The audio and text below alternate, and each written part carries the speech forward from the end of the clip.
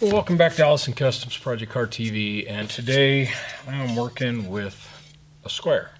Now we use these all the time. It doesn't matter whether it's the big framing square version or a 12 by 6 or whatever, but any of these that are the L occasionally get out of square. I don't know about you, but I've dropped mine. They lay on the floor, something gets run over them.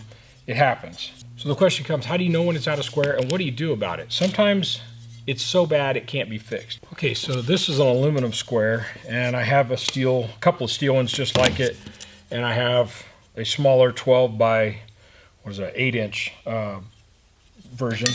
And sometimes you can lay that inside there, and just laying one square inside the other, I can pretty well see one of them is not in square. I happen to know it's the aluminum square because I've been trying to use it for some things, and it just wasn't laying out right.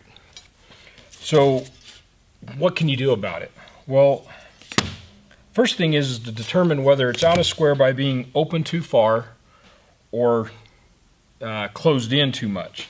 So I'm going to zoom in and we'll talk about how we check that. So now what I have is just a thin piece of cardboard, and this edge is straight, and I checked that with both the one edge of this, which gives us a nice straight line, and I checked it with a straight edge level. The other thing you could do is, if you're not sure, you can always take just a straight edge and draw a straight line on there. Now the goal here is we want to line up one edge of our square. We'll use the long edge, and then we're going to just draw a line. I'm going to draw it with a Sharpie so you can see it. And that angle is what this square is telling us is supposed to be 90 degrees. Now when we flip it and do exactly the same thing, we want to line up this edge first. And we can already see that they don't line up. We have about a 3/16 gap down here, which honestly may be too much to actually repair this square. But we'll give it a shot. So what has to happen is this square, because when we measured this side, this is number 1, this is number 2. So basically it is too close in. We need to spread the arms apart. What we have is the ability right in here, in this corner of the square, we could put a couple of punch marks. As we put those punch marks in, we're stretching the metal, and we're going to push the metal away from those marks. And what we're going to try and do is open this area up. So basically we need to kind of think about this square as as no different than any other metal we're working with. And we need to put some punch marks in here and try and spread this out. Now if we get too far past the halfway point, if we start hitting down in here, we're going to start pulling it together because we're going to be stretching this part, which is going to push the arms together, which make our problem even worse. So we need to do everything in the first half, and because this is thicker than this is 2-inch, right? That's just part of the way these squares work, and this is 1.5 inches. And if I could write upside down, I would for you, but you can see that. So we need to do all of our work in this quadrant right in here so that we move this arm further away from this arm. So let's give it a shot. I'm going to rotate you. We're going to do this on the concrete floor. If you have a hard steel top, something that won't give, that would work. But we'll do it on the concrete floor, and all we need for this is a hammer and a punch, and then we come back and check our work. So let's rotate the camera around here. Okay, so now we're on the concrete floor, and the goal here is to expand this out. So we're just going to take a punch and start right down here in the area. I'm going to hold this still and just give it a good whack. And we're probably only going to do 2 this time, and then we'll go check our work, and if we need to add more, we can. As we come back from the first time we stretch, we're going to, I keep wanting to do it on the edge. We're going to call this one number 3. We'll do this one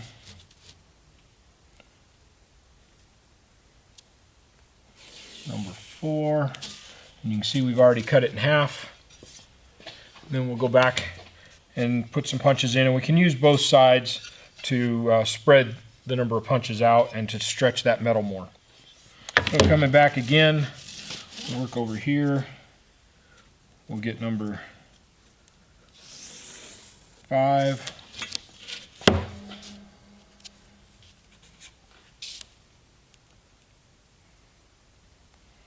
This one's getting very close. Number 6, we still have just a tiny air gap in there, so we're going to go put a couple more punches in. And once we're back again, we'll try this, see how we're doing now. Number 7.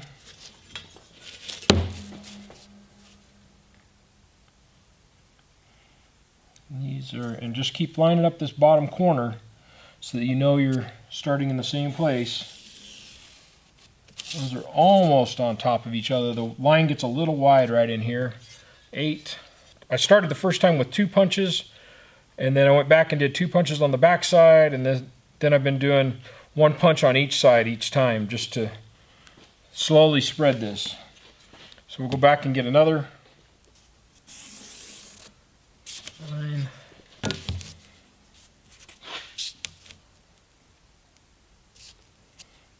We still have just a widening up here. 10. Let's try it one more time. There's number 11.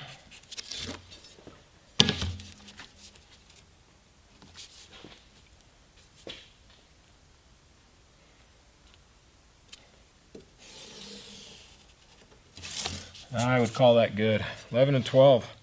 So, took a few trips, but we got there. And when we compare it then to other squares, if they've been checked, you now see that there's no air gap or daylight if you were holding it up. And this square is checked exactly the same way. Just line up the bottom, mark the edge, flip it,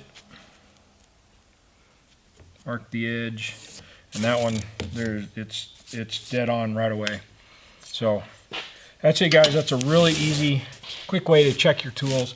But if you don't check these squares once in a while, you're going to end up with problems when you're trying to build stuff, whether it's made out of lumber or steel, it doesn't matter. If you don't check this occasionally, you end up with problems of things not coming out square. So that's it, ladies and gentlemen. That's all it takes to square out your square. Like I said, just work in that front corner. You're going to always try and move the smaller arm, and you're always going to want to work in this little quadrant so that this arm will move out. If you want to move this arm in, you're going to want to work in this rear quadrant. And that lets that arm push in as you expand the metal. And you're just stretching metal, or you're really just stretching metal in whichever side needs it. We don't really have a good way of shrinking the metal here, so it would be difficult to try and, you could try some shrinking hammers or something, but this method works really well and is very functional to make your square. Have a great day. We'll see you again next time.